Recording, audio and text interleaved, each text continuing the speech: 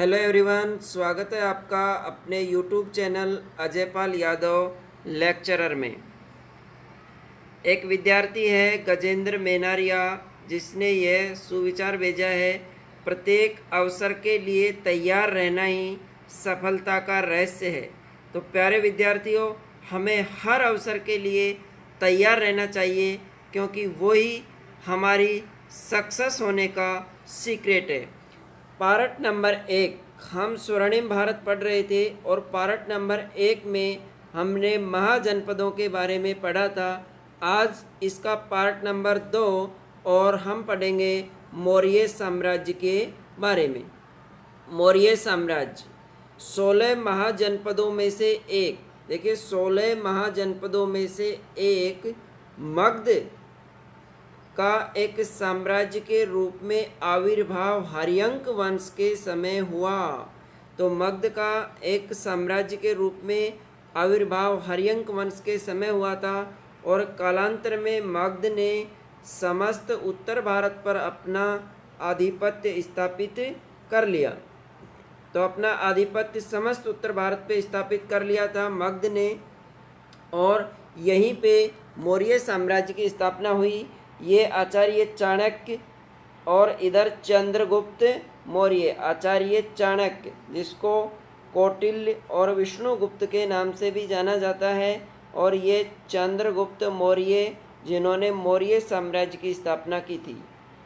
मौर्य वंश की स्थापना ईसा पूर्व 326 ईस्वी के लगभग, 326 ईसा पूर्व के लगभग मगध के राज सिंहासन पर नंद वंश का एक शासक, एक विलासी राजा जिसका नाम घनानंद था, सिंहासनारूढ़ था। तो 326 ईसा पूर्व के लगभग मगध पर किसका शासन था? नंद वंश का। और नंद वंश का राजा कौन था? घनानंद। कहीं पे इसका नाम घननंद भी मिल सकता है, तो आप कंफ्यूज मत होना, घननंद या घनानंद। इस समय पश्चिमोत्तर भारत सिकंदर का आक्रमण झेल रहा था। पश्चिमोत्तर भारत पर सिकंदर के आक्रमण हो रहे थे। जैसे ये भारत का मैप है, तो ये पश्चिमोत्तर भारत है, और एक बार दोबारा से इस तरह से ये पश्चिमोत्तर भारत है, और यहाँ पे किसके आक्रमण झेल रहे थे? ये इधर से किसके आक्रमण झेल रहा था भारत? सिकंदर के। प्रजा अपने राजा के अत्याचारों से भी पीड़ित थी। प्रजा राजा के अत्याचारों से। राजा कौन था उस समय? उस समय राजा था नंद वंश का घनानंद, और असह्य कर भार, बहुत अधिक कर लगा दिए थे। कर भार के कारण राज्य के लोग उससे असंतुष्ट थे। किससे? इस घनानंद से। इस परिस्थिति में मगध को एक ऐसे व्यक्ति की आवश्यकता थी जो विदेशी आक्रमण से उत्पन्न संकट को दूर करे और उसे एक सूत्र में बांधकर चक्रवर्ती सम्राट के आदर्श को चरितार्थ कर सके। प्रजा असंतुष्ट थी अधिक करों के कारण। इसके अलावा यूनानी आक्रमण हो रहे थे। ऐसी स्थिति में मगध को एक ऐसे व्यक्ति की आवश्यकता थी जो पूरे मगध को एकता के सूत्र में बांधकर चक्रवर्ती सम्राट के आदर्श को चरितार्थ करे। शीघ्र ही भारत के राजनीतिक नवमंडल पर कौटिल्य, चाणक्य, विष्णुगुप्त का शिष्य चंद्रगुप्त प्रकट हुआ तथा एक नवीन राजवंश, कौन सा था वो नवीन राजवंश? मौर्य वंश की स्थापना की। तो मौर्य वंश की स्थापना किसने की? मौर्य वंश की स्थापना की चंद्रगुप्त मौर्य ने। चंद्रगुप्त मौर्य किसका शिष्य था? कौटिल्य का शिष्य था। एक बार क्या हुआ, ये कौटिल्य घनानंद के दरबार में गया और इसने यूनानी आक्रमण से भारत की रक्षा करने को कहा। तो इस घनानंद ने कौटिल्य का अपमान किया दरबार में। तो कौटिल्य ने वहीं पे प्रतिज्ञा की थी कि मैं एक दिन इस नंद वंश को जड़ से नष्ट कर दूंगा, नंद वंश को जड़ से नष्ट कर दूंगा। यह प्रतिज्ञा की किसने? कौटिल्य ने। और ऐसा ही किया और चंद्रगुप्त मौर्य के साथ मिलकर नंद वंश को समूल नष्ट कर दिया और एक नए राज्यवंश की स्थापना की जिसका नाम था मौर्य वंश।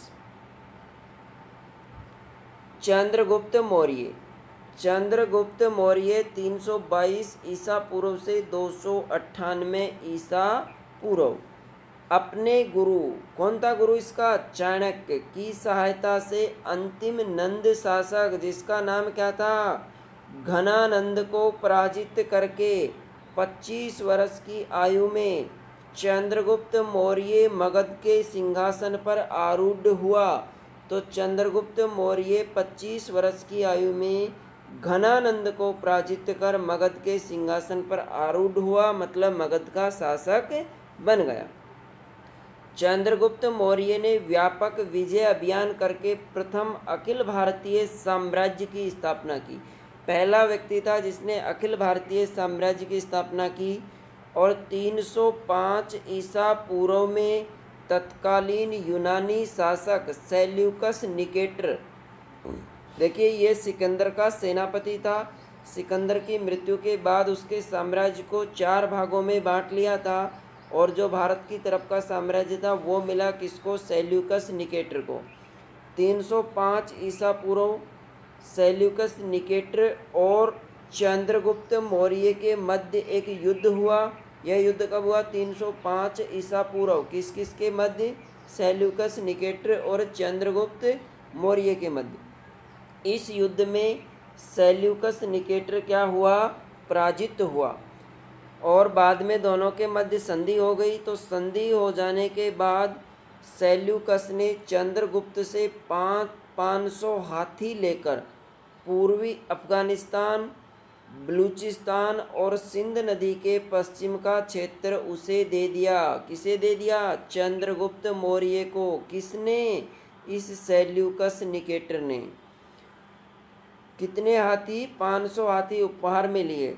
सेल्यूकस ने अपनी पुत्री जिसका नाम हेलेना या हेलन था का विवाह चंद्रगुप्त मौर्य से कर दिया। इस सेल्यूकस निकेटर ने पराजित होने के बाद अपनी पुत्री का विवाह किससे किया, चंद्रगुप्त मौर्य से विवाह कर दिया। और यह भारत का पहला अंतर्राष्ट्रीय विवाह था, इंटरनेशनल विवाह था। तो भारत का पहला अंतर्राष्ट्रीय विवाह किसका था, चंद्रगुप्त मौर्य और सेल्यूकस की पुत्री का। सेल्यूकस ने, कहाँ का शासक था ये सेल्यूकस, यूनान का। सेल्यूकस ने मेगस्थनीज को अपना राजदूत बनाकर चंद्रगुप्त मौर्य के दरबार में भेजा। इम्पोर्टेंट है, सेल्यूकस का राजदूत जो चंद्रगुप्त मौर्य के दरबार में आया, मेगस्थनीज। और मेगस्थनीज ने इंडिका नामक पुस्तक लिखी। ये मोस्ट इम्पोर्टेंट, बहुत एग्जाम में पूछा गया है कि इंडिका नामक पुस्तक किसने लिखी, मेगस्थनीज ने लिखी थी। कौन था ये सेल्यूकस निकेटर का राजदूत था। किसके दरबार में आया, चंद्रगुप्त मौर्य के दरबार में आया। तो कौन सी पुस्तक लिखी, मेगस्थनीज ने इंडिका नामक पुस्तक लिखी। चंद्रगुप्त के विशाल साम्राज्य में, देखिए चंद्रगुप्त के विशाल साम्राज्य में काबुल, कंधार, हेरात, बलूचिस्तान, पंजाब, गंगा यमुना का मैदान, बिहार, बंगाल, गुजरात, विंध्यन और कश्मीर के भूभाग सम्मिलित थे। तो इतना बड़ा साम्राज्य था चंद्रगुप्त मौर्य का और पहला अखिल भारतीय साम्राज्य था, ये इसके साम्राज्य में सम्मिलित थे। तमिल ग्रंथ अहनानूर, तमिल ग्रंथ है अहनानूर और मुर्नानूरू। अहनानूरू और मुर्नानूरू से विदित होता है कि चंद्रगुप्त मौर्य ने दक्षिण भारत पर भी आक्रमण किया था। चंद्रगुप्त मौर्य ने दक्षिण भारत पर भी आक्रमण किया था। किससे ज्ञात होता है ये, अहनानूरू से और मुर्नानूरू से। वृद्धावस्था में चंद्रगुप्त मौर्य ने जैन मुनि भद्रबाहु से जैन धर्म की दीक्षा ली। चंद्रगुप्त मौर्य के अंतिम समय में इसके साम्राज्य में अकाल पड़ गया था और अकाल पड़ने के कारण ये जैन मुनि भद्रबाहु से जैन धर्म की दीक्षा लेकर अपना राज्य अपने पुत्र को सौंपकर दक्षिण भारत में चले गए थे और वहीं पे 298 ईसा पूर्व में एक जगह है स्वर्ण बेल गोला, मैसूर कर्नाटक के पास, वहाँ पे उपवास करके अपना शरीर त्याग दिया था। तो अंतिम समय में कौन सा धर्म ग्रहण किया था इन्होंने? जैन धर्म। जैन धर्म की दीक्षा किससे ली थी? जैन मुनि थे भद्रबाहु। और अपना शरीर कहाँ त्यागा था? स्वर्ण बेलगोला। ये कहाँ है? कर्नाटक में। किस पद्धति से? जैन धर्म में एक पद्धति होती है संलेखना पद्धति होती है। इसके द्वारा जैन धर्म को धारण करने वाले व्यक्ति उपवास करते हैं और अन्न जल ग्रहण नहीं करते और इसके द्वारा अपने शरीर को त्याग देते हैं। इसी पद्धति से चंद्रगुप्त मौर्य ने भी अपना शरीर त्यागा था। ये चंद्रगुप्त मौर्य का साम्राज्य है। देखिए ये चंद्रगुप्त, इधर से ये काबुल, कंधार, मक्रान और हेरात, ये प्रदेश जब चंद्रगुप्त मौर्य का विवाह हुआ था सेल्यूकस की पुत्री से, तो सेल्यूकस ने चंद्रगुप्त मौर्य को सौंप दिए थे। और ये पंजाब, सौराष्ट्र, मालवा, ये मगध है, यहाँ पे राज्य स्थापित किया था। और ये मगध की राजधानी, जिसको आधुनिक पटना पाटलिपुत्र के नाम से जाना जाता था, ये राजधानी थी। और ये पूरा चंद्रगुप्त मौर्य का साम्राज्य था, जिसमें उत्तर प्रदेश, बंगाल, बिहार और इधर अफ़गानिस्तान, पाकिस्तान का तक का हिस्सा और दक्षिण में गुजरात तक इनका साम्राज्य फैला हुआ था चंद्रगुप्त मौर्य का। तो पहले व्यक्ति जिन्होंने अखिल भारतीय साम्राज्य की स्थापना की थी। अब है इनके बाद बिंदुसार 298 ईसा पूर्व से 272 ईसा पूर्व। चंद्रगुप्त मौर्य का उत्तराधिकारी उसका पुत्र बिंदुसार था। देखिए बिंदुसार चंद्रगुप्त मौर्य का पुत्र व उत्तराधिकारी था, जिसे यूनानी लेखक एमित्रोचेट्स कहते हैं। यूनानी लेखकों ने चंद्रगुप्त मौर्य को एमित्रोचेट्स कहा है। वायु पुराण में इसे भद्रसार तथा जैन ग्रंथों में इसे सिंहसेन कहा गया है। किसको? बिंदुसार को। बिंदुसार ने सुदूरवर्ती दक्षिण भारतीय क्षेत्रों को जीतकर मगध साम्राज्य में सम्मिलित कर लिया। बौद्ध ग्रंथ है दिव्यदान के अनुसार किसके बिंदुसार के शासनकाल में तक्षशिला में 2 विद्रोह हुए। तो बिंदुसार के शासनकाल में तक्षशिला में 2 बार विद्रोह हुआ, जिसका दमन करने के लिए पहले अशोक को, इसका पुत्र था अशोक, और बाद में सुसीम को भेजा। तो 2 बार विद्रोह हुए और विद्रोह का दमन करने के लिए किसको भेजा? सुसीम को। पहली बार अशोक को भेजा और बाद में सुसीम को भेजा। बिंदुसार के दरबार में, देखिए बिंदुसार के दरबार में यूनानी शासक सीरिया का शासक था, जिसका नाम था एंटियोक्स प्रथम। ये भी इम्पोर्टेंट है, प्रतियोगी परीक्षाओं में बहुत बार पूछा जाता है। यूनानी शासक एंटियोक्स प्रथम ने डाइमैक्स नामक व्यक्ति को राजदूत के रूप में भेजा। तो एंटियोक्स प्रथम। और ये कहाँ का? एंटियोक्स प्रथम कहाँ का शासक था? यूनान का, सीरिया का शासक था। इसने एक दूत भेजा बिंदुसार के दरबार में, जिसका नाम था डाइमैक्स। बिंदुसार ने यूनानी शासक से, इस एंटियोक्स से एक दार्शनिक फिलोसफर सूखे अंजीर और मदिरा भेजने को कहा। अंजीर और मदिरा तो भेज दी गई, लेकिन दार्शनिक नहीं भेजा, क्योंकि यूनानी परंपराओं के अनुकूल नहीं था। तो बिंदुसार ने किन 3 चीज़ों की मांग की थी यूनानी शासक से? एक दार्शनिक, सूखे अंजीर और मदिरा। किससे मांग की थी? एंटियोक्स प्रथम से। प्लिनी के अनुसार, प्लिनी एक लेखक था जिसने नेचुरल हिस्ट्री नामक पुस्तक लिखी, और इसके अनुसार मिस्र नरेश, जिसका नाम था फिलाडेल्फस टोलमी द्वितीय ने डियानीसियस, देखिए एंटियोक्स का तो डाइमैक्स था और टोलमी द्वितीय मिस्र के शासक का था डियानीसियस या डायोनीसियस नामक मिस्री राजदूत को बिंदुसार के दरबार में भेजा। तो बिंदुसार के दरबार में यूनान के शासक एंटियोक्स प्रथम का डाइमैक्स, एंटियोक्स प्रथम का तो डाइमैक्स, और फिलाडेल्फस मिस्री शासक फिलाडेल्फस टोलमी द्वितीय का डियानीसस या डायोनीसस नामक राजदूत आए। किसके दरबार में? बिंदुसार के दरबार में। अब है अशोक, जिसको इतिहास में अशोक महान या सम्राट अशोक के नाम से जाना जाता है। अशोक 273 ईसा पूर्व से 232 ईसा पूर्व। जैन अनुश्रुति के अनुसार अशोक ने बिंदुसार की इच्छा के विरुद्ध मगध पर अधिकार कर लिया, क्योंकि बिंदुसार की जिस समय मृत्यु हुई उस समय अशोक पाटलिपुत्र में नहीं था और इसकी ये राजकुमार भी नहीं था, क्योंकि इससे बड़ा सुसीम था।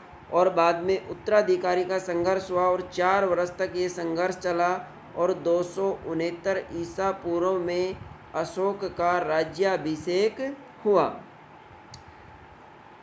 दक्षिण भारत से प्राप्त मास्की व गुर्जरा अभिलेख से अशोक का नाम अशोक मिलता है। याद रखना, 2 ऐसे अभिलेख मिले हैं, एक मास्की और एक गुर्जरा। इन दोनों अभिलेखों में अशोक का नाम क्या मिलता है? अशोक मिलता है।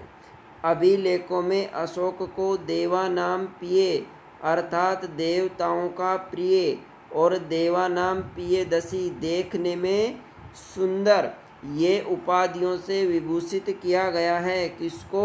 अशोक को। अशोक का विवाह किसका पुत्र था? ये अशोक बिंदुसार का। अशोक का विवाह विदिशा की राजकुमारी से हुआ और उससे संघमित्रा उसकी पुत्री और पुत्र महेंद्र का जन्म हुआ। तो अशोक का विवाह विदिशा की राजकुमारी से हुआ और एक पुत्री हुई इससे, जिसका नाम था संघमित्रा और पुत्र का नाम क्या था? महेंद्र था। बाद में अशोक इसी संघमित्रा और महेंद्र को दोनों को बौद्ध धर्म का प्रचार प्रसार करने के लिए श्रीलंका भेजता है, महेंद्र और संघमित्रा को। तो अशोक का शासन कब से कब तक रहा? 273 ईसा पूर्व से 232 ईसा पूर्व। अशोक का नाम अशोक कहाँ मिलता है? मास्की और गुर्जरा अभिलेखों में। अशोक के अभिलेखों में उसकी रानी कारुवाकी का भी उल्लेख मिलता है। राज्याभिषेक के 7 वर्ष बाद अशोक ने कश्मीर खोतान को अपने साम्राज्य में मिलाया, जो चंद्रगुप्त मौर्य और बिंदुसार के साम्राज्य में नहीं था। कश्मीर और खोतान उसको अशोक ने अपने साम्राज्य में मिलाया।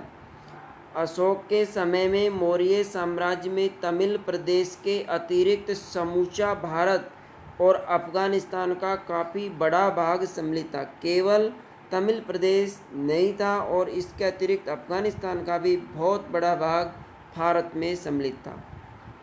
राज्याभिषेक के 8वें वर्ष, देखिए राज्याभिषेक हुआ 269 ईसा पूर्व। तो राज्याभिषेक के 8वें वर्ष यानी 261 ईसा पूर्व में अशोक ने कलिंग पर आक्रमण कर दिया, जिसमें 1 लाख लोग मारे गए। तो ये भी इम्पोर्टेंट है, राज्याभिषेक के कौन से वर्ष में? 8वें वर्ष में। कब? 261 ईसा पूर्व। अशोक ने कहाँ आक्रमण किया? कलिंग। कलिंग वर्तमान में कहाँ है? वर्तमान उड़ीसा में। कलिंग जो कलिंग था वो वर्तमान उड़ीसा है, वहाँ पे स्थित था।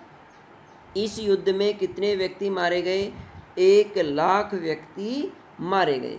हाथी गुफा अभिलेख के आधार पर यह अनुमान लगाया जाता है कि उस समय कलिंग पर नंदराज शासन कर रहा था। जिस समय अशोक ने कलिंग पर आक्रमण किया उस समय कलिंग का शासक कौन था? नंदराज था। यह जानकारी कहाँ से मिलती है? हाथी गुफा अभिलेख से मिलती है। इस युद्ध में 1 लाख व्यक्ति मारे गए थे। ये अशोक का साम्राज्य है। देखिए, चंद्रगुप्त मौर्य का साम्राज्य सौराष्ट्र तक फैला हुआ था। इसने दक्षिण भारत को भी जीत लिया था और तमिल प्रदेशों के अलावा संपूर्ण भारत अशोक के साम्राज्य में सम्मिलित था। और इसके अलावा बहुत बड़ा हिस्सा अफगानिस्तान का भी अशोक के साम्राज्य में सम्मिलित था। तो ये अशोक का साम्राज्य, जिसमें काबुल, कंधार, मकरान और ये शाहबाजगढ़ी, तक्षशिला, मानसेरा, टोपारा, कालसी, मेरठ, धौली, जौगढ़, स्वर्णगिरी, एरागुडी, सिद्धपुर, सोपारा, ये सारा इतना बड़ा साम्राज्य था। किसका? सम्राट अशोक का, जिसे अशोक महान के भी नाम से जाना जाता है। इस व्यापक नरसंहार ने, कौन से व्यापक नरसंहार ने? कलिंग के युद्ध ने अशोक को विचलित कर दिया। फलतः उसने शस्त्र त्याग की घोषणा कर दी। जब अशोक वहाँ से, मगध से और कलिंग जीतने के बाद कलिंग का दौरा करने के लिए अशोक कलिंग गया, तो वहाँ पे जाके अशोक ने देखा कि चारों तरफ लाशों का ढेर पड़ा हुआ था और जो घायल लोग थे वो तड़प रहे थे। तो अशोक का मन आंतरिक रूप से व्यथित हो गया और उसने सोचा कि मैं केवल थोड़े से भूभाग के लिए इतने लोगों को मार दिया है। ऐसा सोचकर उसका मन विचलित हो गया और उसने वहीं पे शस्त्र त्याग की घोषणा कर दी कि भविष्य में मैं कोई युद्ध नहीं करूँगा। मगध साम्राज्य के अंतर्गत कलिंग की राजधानी धौली या तोसली बनाई गई। तो जो कलिंग था उसकी राजधानी क्या थी? तोसली। श्रमण निग्रोध तथा उपगुप्त के प्रभाव में आकर अशोक बौद्ध धर्म में दीक्षित हो गया और उसने भेरी घोष मतलब युद्ध नीति के स्थान पर धम्म घोष, धम्म की नीति को अपनाया। तो जैसे ही अशोक बौद्ध धर्म में दीक्षित हुआ, किसके प्रभाव में आकर? उपगुप्त और निग्रोध के प्रभाव में आकर, तो उसने भेरी घोष के स्थान पर कौन सी नीति अपनाई? धम्म घोष की नीति अपनाई। बौद्ध धर्म स्वीकार करने से पूर्व राजतरंगिणी, ये इसमें कश्मीर का इतिहास मिलता है, संस्कृत भाषा में कल्हण के द्वारा लिखी गई थी। राजतरंगिणी के अनुसार अशोक शिव का उपासक था। तो बौद्ध धर्म स्वीकार करने से पूर्व अशोक किसका उपासक था? शिव का उपासक था। बाद में वह गुरु मोगली पुत्र तिस के प्रभाव में आ गया और उसने निग्रोध तथा उपगुप्त से किस धर्म में दीक्षित हो गया? बौद्ध धर्म में दीक्षित हो गया। किस युद्ध के बाद? कलिंग के युद्ध के बाद। कौन सी नीति अपनाई अशोक ने? भेरी घोष के स्थान पर धम्म घोष की नीति अपनाई। बराबर की पहाड़ियों में, देखिए बराबर की पहाड़ियाँ ये कहाँ पे हैं? बिहार के जहानाबाद में, बिहार में स्थित हैं ये पहाड़ियाँ हैं। कौन सी? बराबर की पहाड़ियाँ। पहाड़ियों में अशोक ने आजीवक एक संप्रदाय था जिसके संस्थापक थे मखली पुत्र गौसाल। इनका जन्म गौशाला में होने के कारण गौसाल कहा गया। तो इस मखली गौसाल ने आजीविक संप्रदाय की स्थापना की थी और यह संप्रदाय भौतिकवादी संप्रदाय है। आजीविकों के निवास हेतु 4 गुफाओं का निर्माण करवाया। किसने करवाया था 4 गुफाओं का निर्माण? अशोक ने। कहाँ पर करवाया? बराबर की पहाड़ियों में। ये कहाँ? ये गुफाएं हैं बराबर की, और ये कहाँ हैं? बिहार में। बिहार में कौन कौन सी गुफाएं थी? सुदामा, चापार, विश्व झोपड़ी और करण। 4 गुफाओं का निर्माण करवाया अशोक ने। सुदामा, चापार, विश्व झोपड़ी और करण। किसके लिए करवाया? आजीविकों के निवास स्थान के लिए। कहाँ करवाया? बराबर की पहाड़ियों में। अशोक ने राज्याभिषेक के 10वें वर्ष अशोक ने राज्याभिषेक के 10वें वर्ष, कब हुआ राज्याभिषेक? 269 ईसा पूर्व। राज्याभिषेक के 10वें वर्ष मतलब 259 ईसा पूर्व में बोध गया तथा 20वें वर्ष में लुम्बिनी कपिल वस्तु की धम्म यात्रा की। बोध गया क्यों प्रसिद्ध है? क्योंकि यहाँ पे बुद्ध को ज्ञान प्राप्त हुआ था और लुम्बिनी में बुद्ध का जन्म हुआ था। अशोक ने बौद्ध धर्म ग्रहण कर लिया था, तो बौद्ध धर्म ग्रहण कर लिया था तो उसने राज्याभिषेक के 10वें वर्ष जहाँ पे बुद्ध को ज्ञान प्राप्त हुआ बोध गया की यात्रा की। 20वें वर्ष में उसने लुम्बिनी कपिल वस्तु की धम्म यात्रा की। रूमनदेही अभिलेख से विदित होता है, रूमनदेही अभिलेख से विदित होता है कि रूमनदेही अभिलेख से विदित होता है कि उसने वहाँ भूमि कर की दर 1/6 से घटाकर 1/8 कर दी, मतलब भूमि कर की दर को घटा दिया था। कहाँ पे? बोध गया और लुम्बिनी में। ये कहाँ से ज्ञात होता है? रूमनदेही अभिलेख से। अशोक के शिलालेखों में उसने 14 शिलालेख लिखवाए थे। शिलालेखों में चोल, चेर, पांड्य, चोल, चेर और पांड्य और केरल के सीमावर्ती स्वतंत्र राज्य बताए गए हैं कि उसके समीपवर्ती केरल के सीमावर्ती राज्य थे वो स्वतंत्र थे। राज्याभिषेक से संबंधित लघु शिलालेखों में अशोक ने स्वयं को बुद्ध शाक्य कहा है। तो उसने लघु शिलालेख में अशोक ने अपने आप को क्या कहा है? बुद्ध शाक्य कहा है।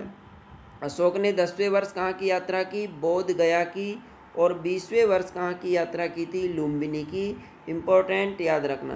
तो आज के इस वीडियो में हमने मौर्य वंश की स्थापना, चंद्रगुप्त मौर्य, बिंदुसार और अशोक के बारे में पढ़ा। ये स्वर्णिम भारत पार्ट नंबर 2।